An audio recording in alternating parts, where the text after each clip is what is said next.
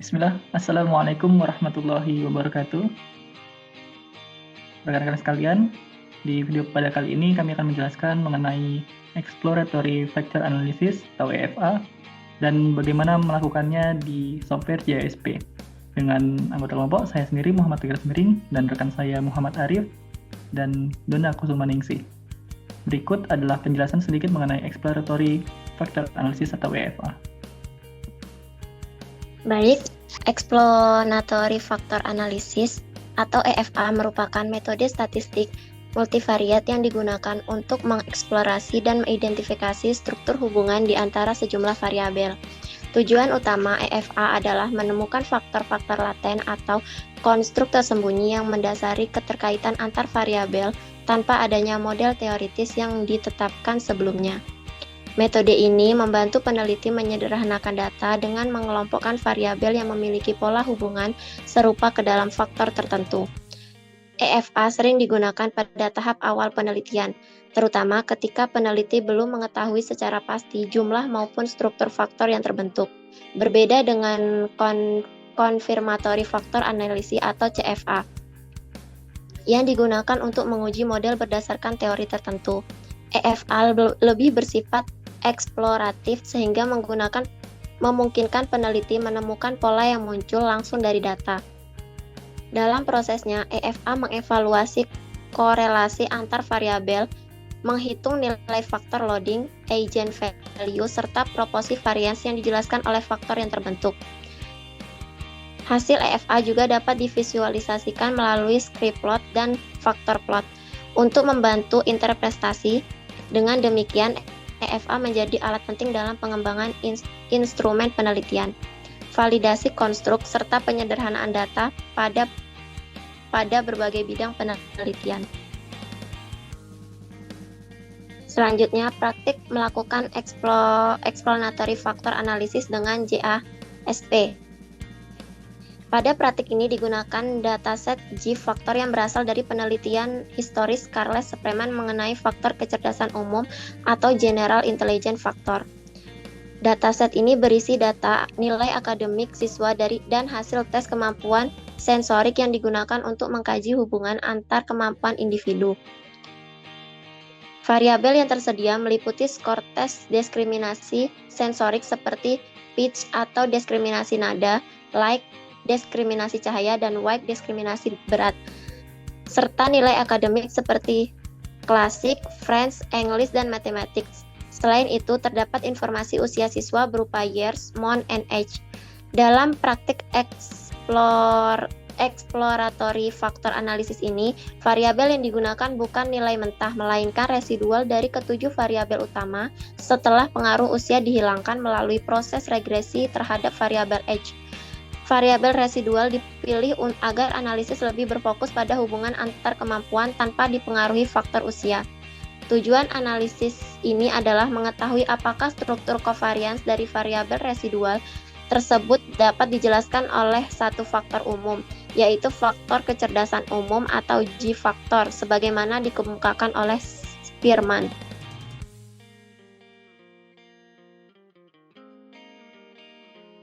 Baik, selanjutnya adalah untuk analisis explanatory ini.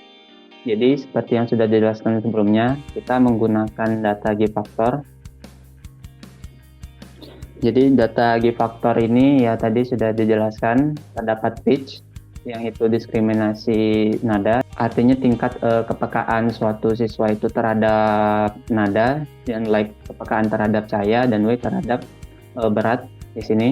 Kemudian ada nilai untuk mata kuliah klasik, terus ada mata kuliah Prancis, mata kuliah bahasa Inggris, matematika.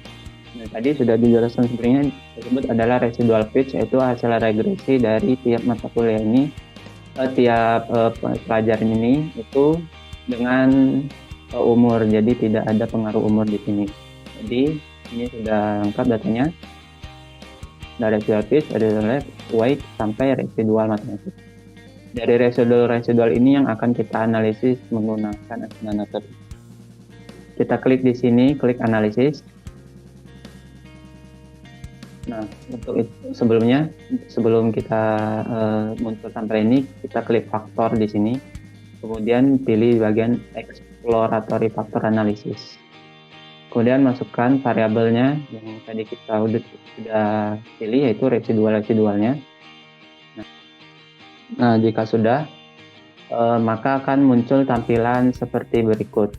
Nah, di sini terdapat beberapa yang hasil analisis sudah ditampilkan oleh JSP. Jadi saya akan menjelaskan sedikit ini bagian T-square. T-square berdasarkan hasil uji T-square kita perlihat di sini terdapat nilainya atau value-nya adalah 17,823 dengan derajat bebas 14 dengan p-value 0,215. Artinya nilai p-value yang lebih besar dari taraf signifikansi yang kami tetapkan, yaitu 0,05. Artinya menunjukkan bahwa tidak terdapat perbedaan signifikan antara matrik kovarian yang diprediksi oleh model dengan matrik kovarian dari data empiris. Dalam EFA atau Exploratory Factor Analysis, ini mengindikasikan bahwa model yang dibentuk memiliki kecocokan atau fit yang baik terhadap data. Dan kata lain, struktur faktor yang dihasilkan mampu merepresentasikan pola hubungan antar variabel secara memadai karena model tidak menunjukkan perbedaan signifikan dengan data observasi. Maka model satu faktor yang digunakan dapat dianggap sesuai dan layak untuk digunakan dalam menjelaskan struktur data. Baik, selanjutnya kita akan melihat faktor loadings-nya. Nah, dari faktor loadings ini kita akan bisa memperoleh informasi mengenai kekuatan hubungan antara masing-masing variabel dengan faktor yang terbentuk. Dan karena kita di sini memperoleh faktor 1, atau hanya satu faktor yang dapat, maka kita akan menganalisis berdasarkan hasilnya dari ketujuh variabel yang sudah dianalisis, bagaimana hubungannya atau keterkaitannya dengan faktor 1.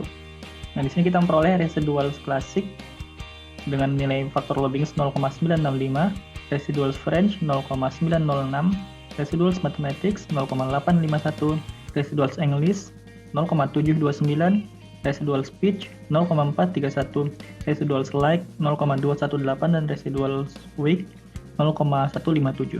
Untuk kriterianya itu, nilai faktor loading menunjukkan seberapa besar kontribusi suatu variabel dalam merepresentasikan faktor laten. Nah, secara umum, nilai loading di antara atau di atas 0,3 itu dianggap cukup baik. Di atas 0,5 dianggap baik, dan di atas 0,7 menunjukkan hubungan yang kuat.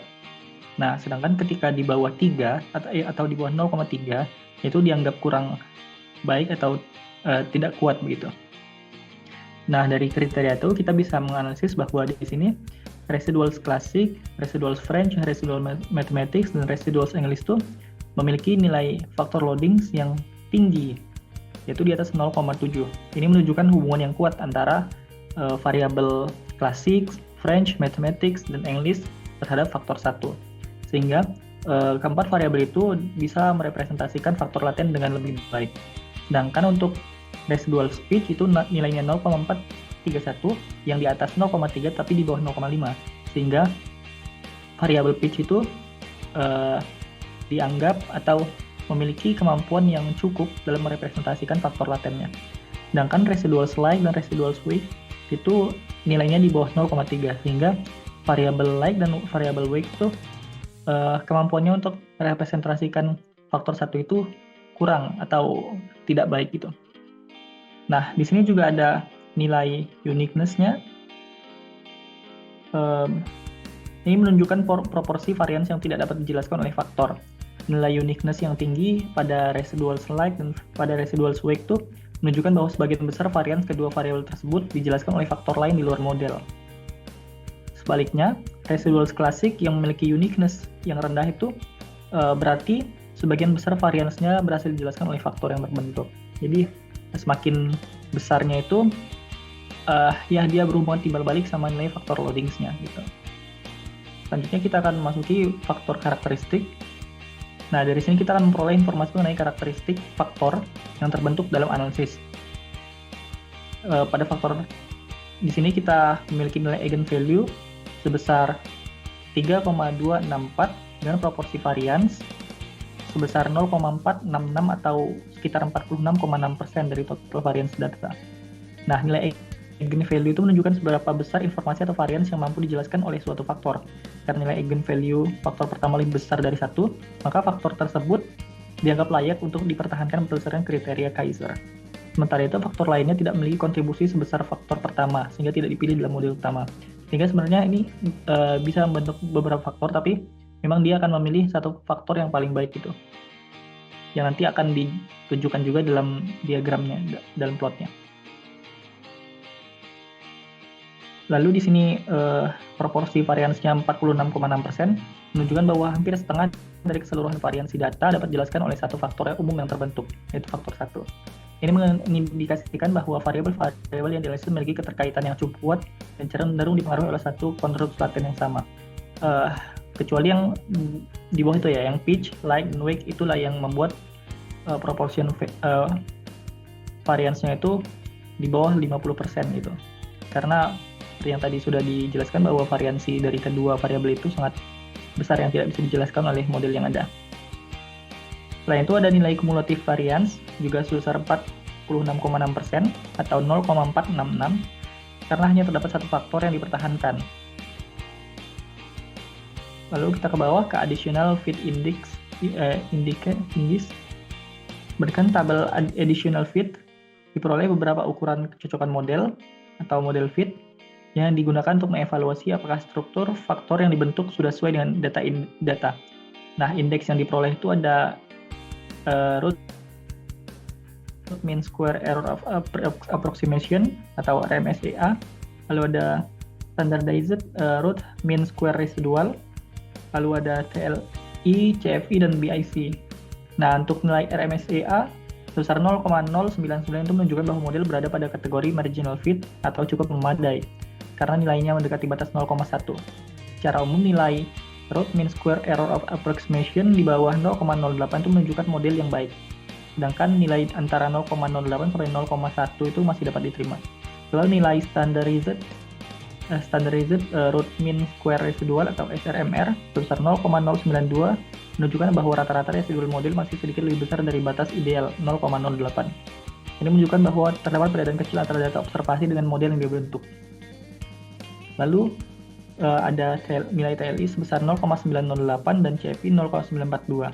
Keduanya berada di sekitar atau di atas batas 0,9 sehingga menunjukkan bahwa model memiliki tingkat kecocokan yang cukup baik, khususnya nilai CFI yang cukup tinggi 0,942.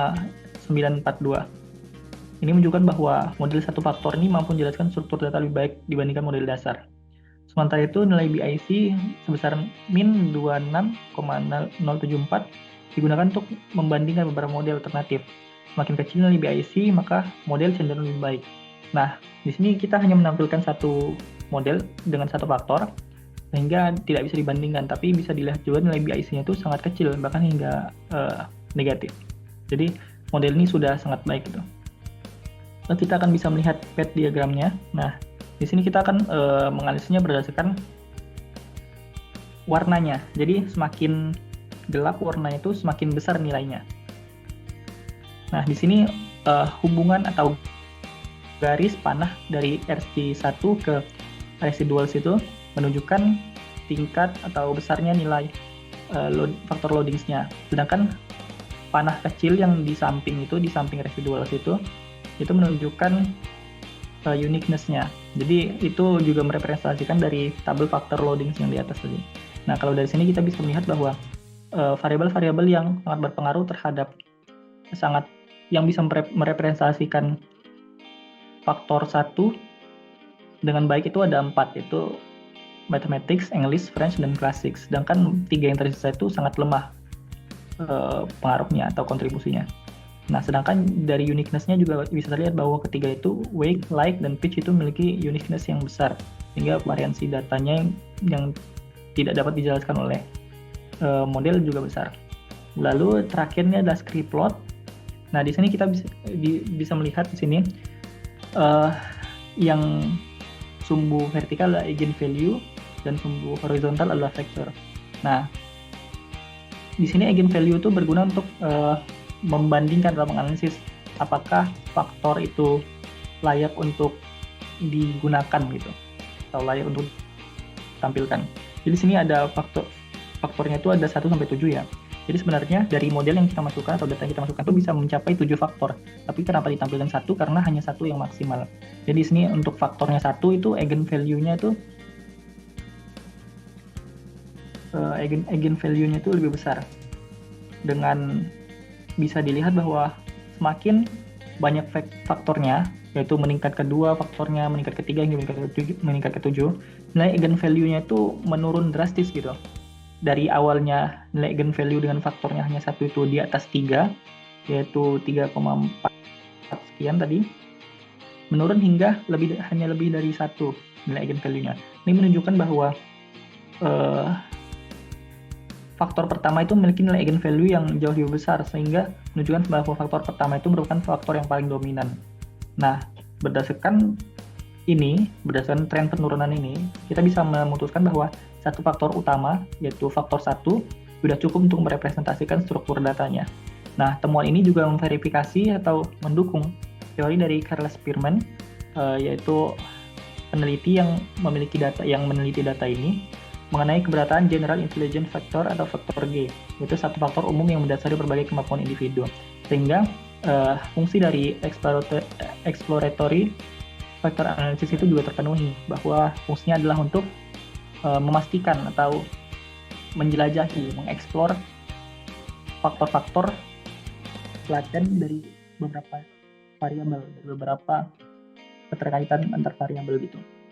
Demikian untuk tutorial dari exploratory factor analysis menggunakan JASP. Saya mewakili rekan-rekan saya, pamit undur diri. Terima kasih atas perhatiannya dan mohon maaf bila terdapat kesalahan dalam penjelasan kami. Wassalamualaikum warahmatullahi wabarakatuh.